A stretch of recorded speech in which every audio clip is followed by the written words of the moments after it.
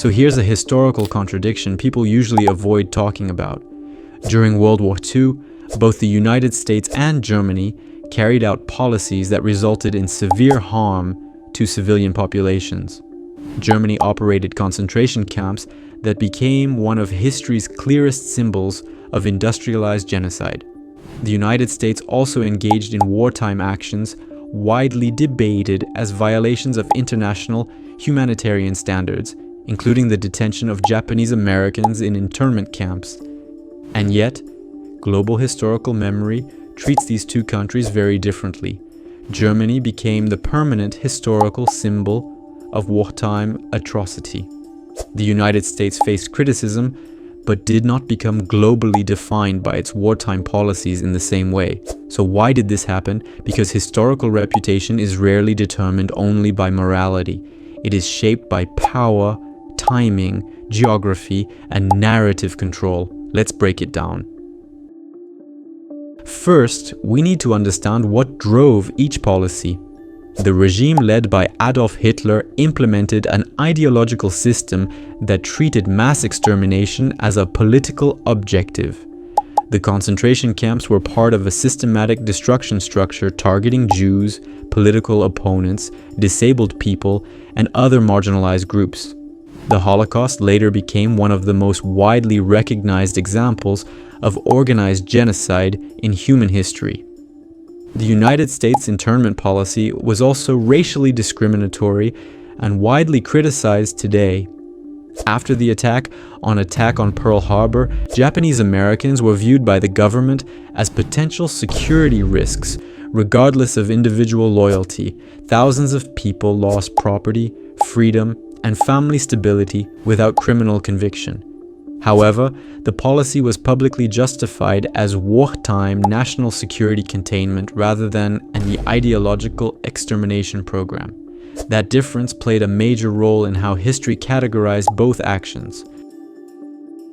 Germany lost World War II completely.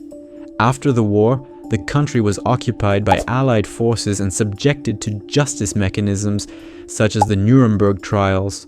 Senior Nazi officials were prosecuted, some were executed, others were imprisoned.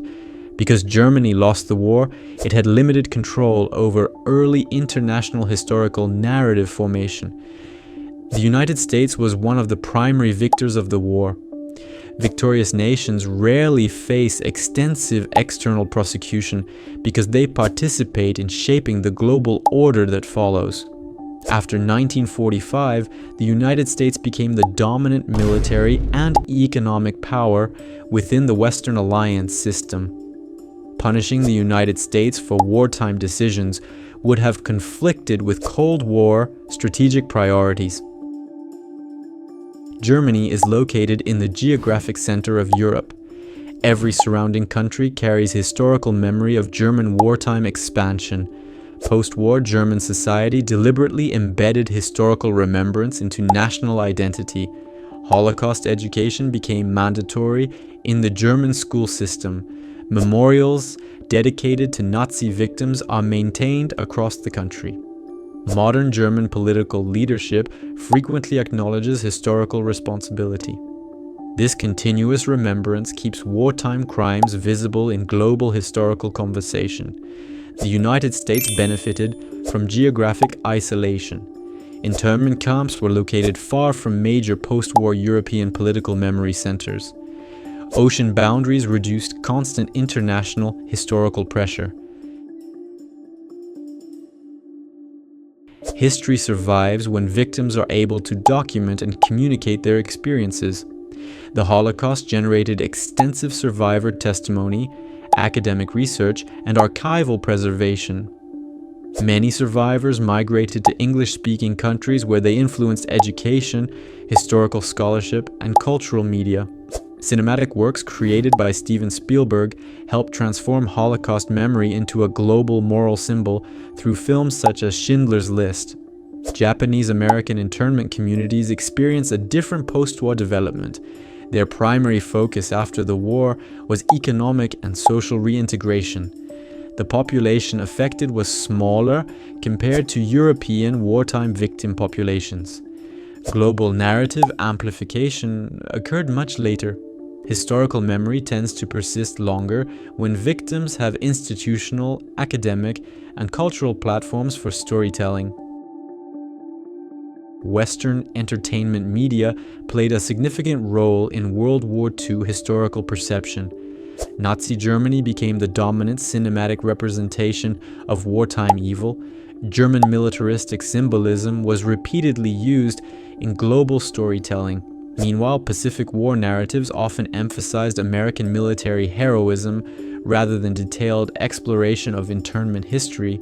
Hollywood simplified complex wartime conflicts into clearer hero versus villain archetypes.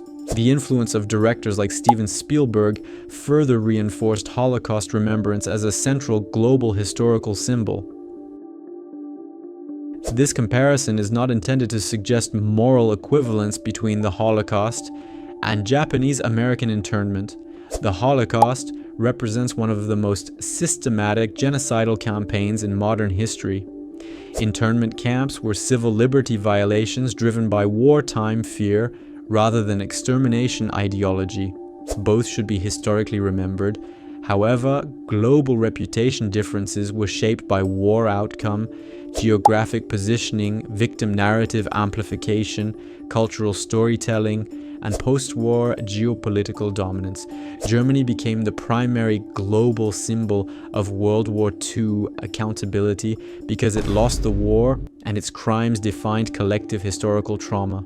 The United States faced less international condemnation because it was a victor, later addressed the policy domestically, and held central influence in shaping the post-war world. History is not only about what happened, it is about who had the power to decide how it is remembered.